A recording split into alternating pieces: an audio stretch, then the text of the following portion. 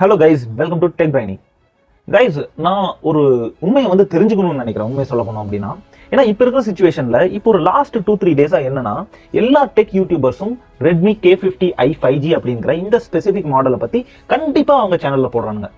எதனால போடுறானுங்க அப்படின்னு பார்த்துக்கிட்டோம் அப்படின்னா, அந்த மொபைலை வாங்காதீங்க, அந்த மொபைல்ல வாங்க வேண்டிய அவசியம் கிடையாது, இதுல ஒண்ணுமே கிடையாது, இதை நீங்க பர்ச்சேஸ் பண்ணீங்க அப்படின்னா நீங்க போடுற அமௌண்ட் எல்லாம் வேஸ்ட் அப்படின்னு தான் எல்லா யூடியூபர்ஸும் சொல்றாங்க. எனக்கு ஜஸ்ட் தெரிஞ்சுக்கணும், எக்ஸாக்டா நீங்க தெரிஞ்சுதான் இந்த பர்டிகுலர் மொபைல் நீங்க வாங்கக்கூடாது அப்படின்னு சொல்றீங்களா, இல்ல எல்லாருமே இந்த மொபைலுக்கு ஒரு நெகட்டிவ் ரிவ்யூஸ் தந்துட்டு இருக்காங்க, அதனால நம்மளும் இந்த மொபைலுக்கு நெகட்டிவ் ரிவ்யூவே தரலாம் அப்படின்னு சொல்லிட்டு எல்லாரும் சொல்றீங்களான்னு எனக்கு தெரியல. இல்ல அப்படின்னா இந்த மொபைலுக்கு நெகட்டிவ் ரிவ்யூ தந்தோம் அப்படின்னா தான் நம்ம வீடியோஸ்க்கு வியூஸ் வரும் அப்படின்னு நினைச்சிட்டு நீங்க தர்றீங்களா அப்படின்னு எனக்கு கிளியரா தெரியல. உண்மை சொல்ல போனோம் அப்படின்னா, இந்த மொபைல் அப்படி என்னதான் குறை, இதை நான் தெரிஞ்சுக்கணும்னு விரும்புறேன். நான் மட்டும் தெரிஞ்சுக்காம இதை பத்தி நான் உங்களுக்கு எக்ஸ்பிளைன் பண்ணணும்னு விரும்புறேன். ஓகேவா? இந்த வீடியோ கொஞ்சம் லென்த் ஆனாலும் பரவாயில்ல, ஒன்றும் பிரச்சனை இல்லை. ஆனா ஜஸ்ட் நீங்க எந்த ஒரு மொபைல் வாங்குறதுக்கு முன்னாடியும் இல்ல எந்த ஒரு ப்ராடக்ட் நீங்க வாங்குறதுக்கு முன்னாடியும் அதுல சில கீ நோட்ஸ் நீங்க ரெடி பண்ணி வச்சுக்கோங்க. எக்ஸாக்டா இதுல நமக்கு என்ன வேணும் அப்படிங்கிற ஒரு ஐடியாவை நீங்க ஜஸ்ட் கீ நோட் பண்ணி வச்சுக்கோங்க. ஓகே, இந்த மொபைலை பத்தி இப்ப நாம ஃபுல் ஓவர்வியூ பார்க்கலாம். இந்த மொபைலை நாம வாங்கலாமா வாங்கக்கூடாதா, இல்ல மத்த யூடியூப் சேனல் காரணங்களாம் எதுக்காக இந்த மொபைலை வாங்கக்கூடாது அப்படின்னு சொல்றாங்கன்னு சொல்லிட்டு நம்ம டீடைல்டா பார்க்கலாம். ஓகே, இப்போ நாம எம்ஐக்குள்ள வெப்சைட்குள்ள வந்திருக்கிறோம். அஃபிஷியல் வெப்சைட் தான். ஓகே, இதுல நமக்கு 6GB 128GBக்கும் அதே மாதிரி 8GB 256GBக்கும் உள்ள வேரியண்டோட இவங்க தர்றாங்க. இதோட காஸ்ட் அரௌண்ட் 29,000 வரைக்கும் இதோட காஸ்ட். இதுல உங்களுக்கு ஆஃபர்ஸ்லாம் கூட இருக்குது. நீங்க இனிஷியலா உங்ககிட்ட HDFCக்குள்ள கார்டோ இல்ல ICICI பேங்க்குள்ள கார்டோ இருந்துச்சு அப்படின்னா உங்களுக்கு டிஸ்கவுண்ட்குள்ள வாய்ப்புலாம் இருக்குது. இதை நீங்க அப்ளை பண்ணிக்கலாம். ஓகே, இது இதோட ஆக்சுவல் பிரைஸ். இப்போ இதோட ஸ்பெசிஃபிகேஷன்ஸ் நம்ம இந்த இடத்துல பார்க்கலாம்.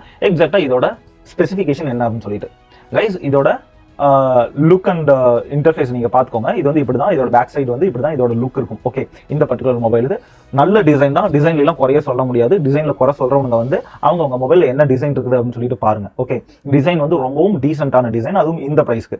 இதுல இருக்கிற சில கீ ஸ்பெசிஃபிகேஷன்ஸ் நம்ம பார்க்கலாம். ஓகேவா? ஃபர்ஸ்ட் என்ன பார்த்துக்கிட்டோம்னா டைமென்சிட்டி 8100. யார் யாருக்கெல்லாம் டைமென்சிட்டியை பத்தி தெரியும்னு எனக்கு தெரியல. ஓகேவா? மொபைல் இண்டஸ்ட்ரியில ஒரு மேஜரா ஒரு top 2 mobile processor manufacturing company சொல்லுங்க அப்படின்னோம்னா கண்டிப்பா ஒன்னு ஸ்னாப் டிராகன் சொல்லுவாங்க, இன்னொருத்தவங்க மீடியா டெக்க சொல்லுவாங்க. மீடியா டெக்கோட ஒரு பவர்ஃபுல் சிப்போட சீரீஸ் தான் இந்த டைமென்சிட்டி. ஓகேவா? டைமென்சிட்டி 8100 உண்மையிலுமே தாறுமாறான ப்ராசஸர். ஓகே, இதை பத்தி நம்ம கொஞ்சம் இன்டெப்தா பார்க்கலாம். இதுல உங்களுக்கு 144 ஹெர்ட்ஸ்க்குள்ள ரிஃப்ரெஷ் ரேட்டும் FFS டிஸ்பிளே டெக்னாலஜியும் இதுல யூஸ் பண்ணிருக்காங்க.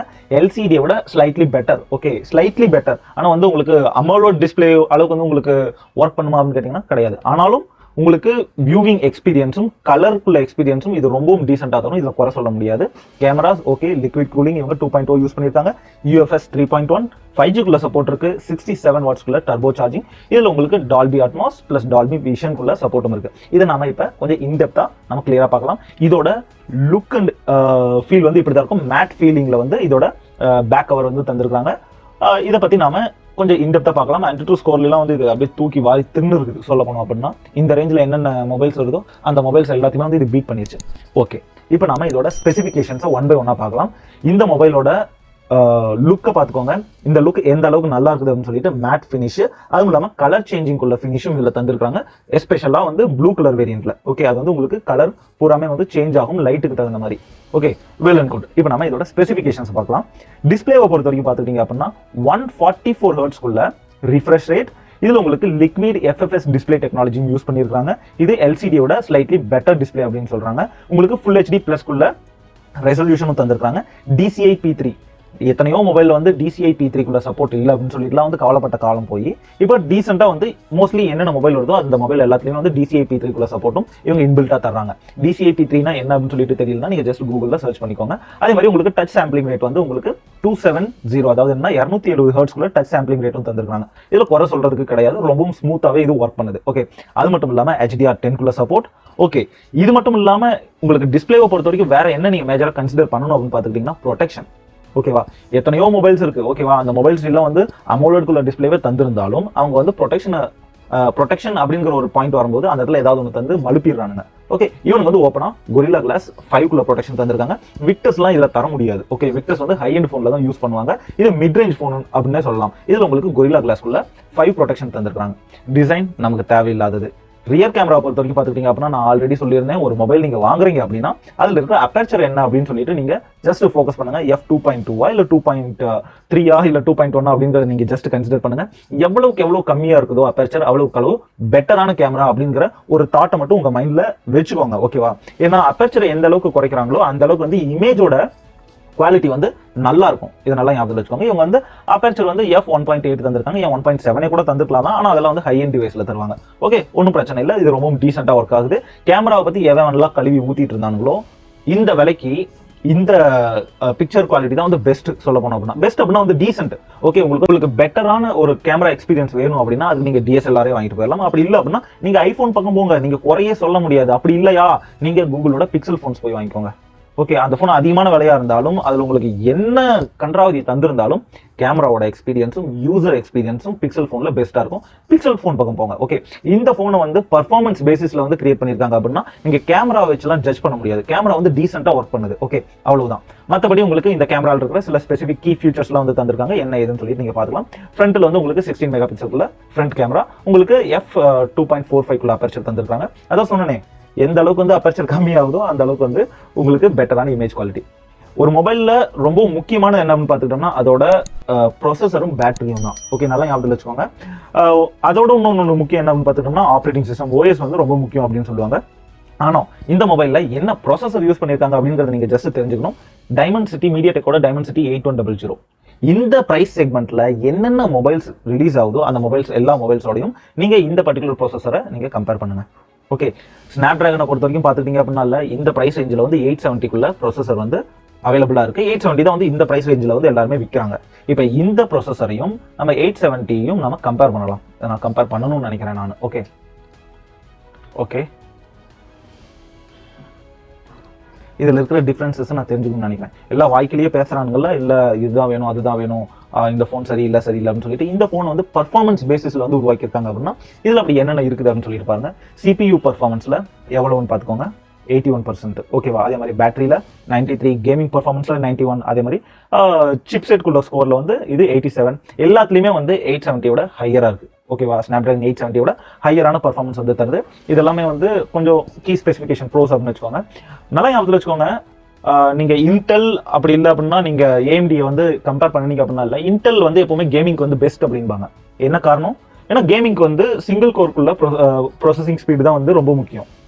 இதே மல்டி கோர் வந்து நீங்க இன்டர்ல செக் பண்ணீங்க அப்படின்னா ரொம்பவும் கம்மியா காமிக்கும். ஆனா சிங்கிள் கோர் வந்து உங்களுக்கு ரொம்பவும் அதிகமாக காமிக்கும். கேமுக்கு முக்கியமா தேவைப்படுறது வந்து சிங்கிள் கோர். ஓகே, இதே நீங்க ப்ரொடக்டிவிட்டி ஒர்க்லாம் பண்றீங்க அப்படின்னா வீடியோ எடிட்டிங்கா இருக்கட்டும், கிராஃபிக்ஸா இருக்கட்டும், இல்ல நீங்க ஆட்டோ கேட் மாதிரி ஏதாவது ஒர்க் பண்றீங்களா, இந்த மாதிரி பர்பஸ்லாம் நீங்க பண்றீங்க அப்படின்னா கண்டிப்பா வந்து உங்களுக்கு மல்டி கோர் தான் ரொம்பவும் அவசியம். ஓகேவா? நிறைய கோர்ஸ்க்குள்ள CPU தான் வந்து உங்களுக்கு ரொம்ப அவசியம். அது வந்து உங்களுக்கு AMDல தான் வந்து உங்களுக்கு பெஸ்டா கிடைக்கும். ஓகே, AMD வந்து எப்பவுமே மல்டி கோர்ல வந்து பயங்கர ரீச், ஆனா சிங்கிள் கோர்ல கம்மியா இது ஒர்க் பண்ணும். சிமிலர் தான் நீங்க ஸ்னாப்டிராகனை பொறுத்த வரைக்கும் பார்த்துக்கிட்டீங்க அப்படின்னா ஸ்னாப்டிராகன் வந்து உங்களுக்கு சிங்கிள் கோர்ல வந்து நல்ல ரீச் கொடுக்கும். ஓகேவா? ஆனா மல்டி கோர்னு வரும்போது ஸ்னாப்டிராகன் ரீச் கொடுக்காது. இதே டைமென்சிட்டி நீங்க கம்பேர் பண்ணும்போது உங்களுக்கு சிங்கிள் கோர்ல வந்து லைட்டா கொஞ்சம் கம்மியா இருக்கும். அதே நீங்க மல்டி கோரை பார்த்துக்கிட்டீங்க அப்படின்னா தூக்கி வாரி தின்றும். ஓகேவா? Antutu பெஞ்ச்மார்க்ல வந்து நீங்க ஸ்னாப்டிராகனையும் டைமென்சிட்டி 8100யும் நீங்க கம்பேர் பண்ணி பார்க்கலாம் எவ்வளவு டிஃபரன்ஸ் இருக்குது அப்படின்னு சொல்லிட்டு. அதே மாதிரி நீங்க இந்த இடத்துல பார்க்கலாம் கீக் பெஞ்ச்ல வந்து சிங்கிள் கோர்ல எப்படியும் மல்டி கோர்ல எப்படியும் அப்படின்னு சொல்லிட்டு. ஸ்னாப்டிராகனை பொறுத்த வரைக்கும் பார்த்துக்கிட்டீங்க அப்படின்னா சிங்கிள் கோர்ல வந்து தூக்கி வாரி தின்றுச்சு. அதே மாதிரி மல்டி கோர்ல வந்து உங்களுக்கு டைமென்சிட்டி தூக்கி வாரி தின்றுச்சு. நான் சொன்ன மாதிரி தான். ஓகேவா? மல்டி கோர்ல வந்து டைமென்சிட்டி எப்பவுமே பெஸ்ட். அதே மாதிரி சிங்கிள் கோர்ல வந்து உங்களுக்கு ஸ்னாப்டிராகன் எப்பவுமே பெஸ்ட். இந்த பிரைஸ் ரேஞ்சில் சொல்றேன். ஓகே, வேற என்னென்ன கீ ஃபீச்சர்ஸ் அப்படின்னு சொல்லிட்டு பார்த்தலாம். இதெல்லாம் வந்து CPUயோட கோர்ஸ். ஓகே, இதெல்லாம் நமக்கு முக்கியம் கிடையாது, ஏன்னா இது ஆல்ரெடி வந்து லேட்டஸ்டான ப்ரொசஸர். அதே மாதிரி ஸ்டோரேஜ்லையும் ஏதாவது கம்மி வச்சிருக்காங்களா? ஐயோ, இந்த விலையில இவனுங்க LPDDR5 ரேமும் UFS 3.1 ஸ்டோரேஜும் இவங்க தர்றானுங்க. இது எவ்வளவோ ஃபார் பெட்டர் அப்படின்னு சொல்லுவேன். ஓகேவா? ஏன்னா LPDDR6 எவனா தந்துட்டு இருக்காங்களா, இல்லை LPDDR6 ரேம் தரானுங்க அப்படின்னா அது எவ்வளவு காஸ்ட்லி அப்படின்னு சொல்லிட்டு நினைச்சு பாருங்க. லேட்டஸ்டான ரொம்பவும் ஸ்டேபிளான RAM plus storage mechanism. Okay, ரெண்டுமே இவங்க தந்திருக்காங்க. பேட்டரியிலையும் இவங்க குறை வைக்கல.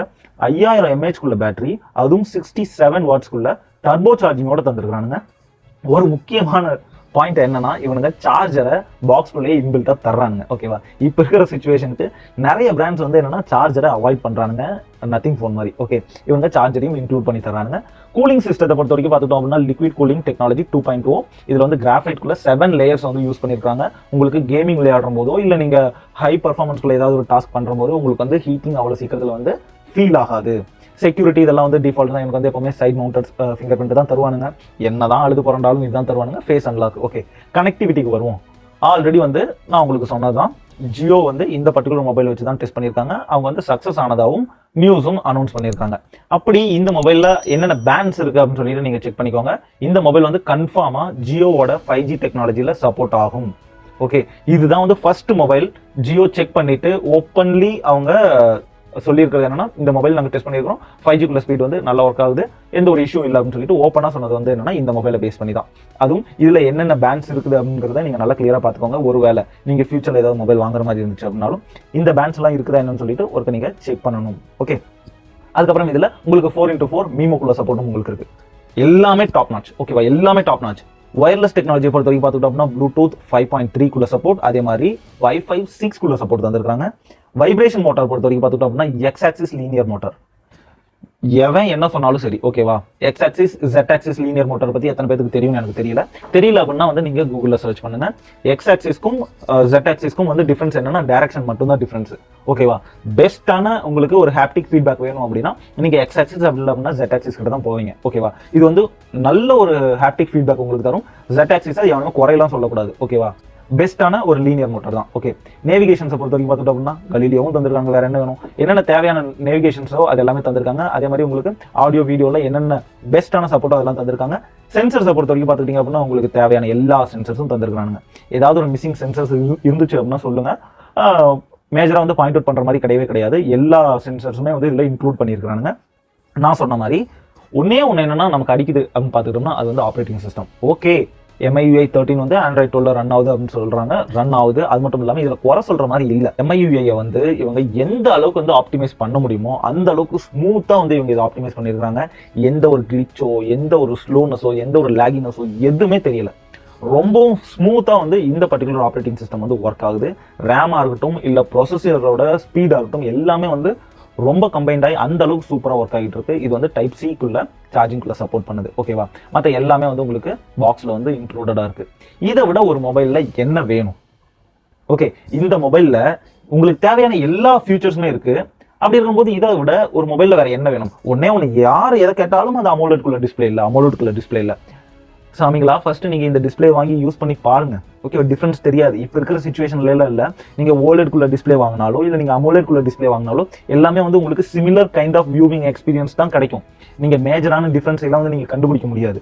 ஓகே, அதனால எல்லாமே வந்து ரொம்பவும் டீசென்ட். அதனால ஒரு ஃபேக்கான ஒரு ரிவ்யூவை தந்தோம் அப்படின்னா தான் வந்து நமக்கு வந்து வியூஸ் கிடைக்கும், சப்ஸ்கிரைபர்ஸ் வருவாங்க அப்படின்னு சொல்லிட்டு தேவையில்லாம வளரிட்டு இருக்காங்க. என்ன கேட்டீங்க அப்படின்னா இல்ல, இந்த மொபைல் வந்து நீங்க கேரண்டீடா பர்ச்சேஸ் பண்ணலாம். ஓகேவா, உங்களோட காஸ்ட்டுக்கு நீங்க போடுற அமௌண்ட்டுக்கு ஒர்த்தான ஒரு மொபைல் என்னன்னு கேட்டுக்கிட்டீங்கன்னா அது வந்து இந்த மொபைலை இந்த பிரைஸ் ரேஞ்சில் சொல்லுவேன் நான். ஒன்னே ஒன்று என்ன கேட்டீங்க அப்படின்னா எனக்கு வந்து கொஞ்சம் வருத்தமா இருக்கிறது என்னன்னா இதோட ஆப்ரேட்டிங் சிஸ்டம் வந்து என்னன்னா MIUI ஆப்ரேட்டிங் சிஸ்டம், அவ்வளவுதான். மற்றபடி எந்த ஒரு ஆப்ஷனுமே இதுல நான் ஸ்கிப் பண்ற மாதிரியே இல்லை.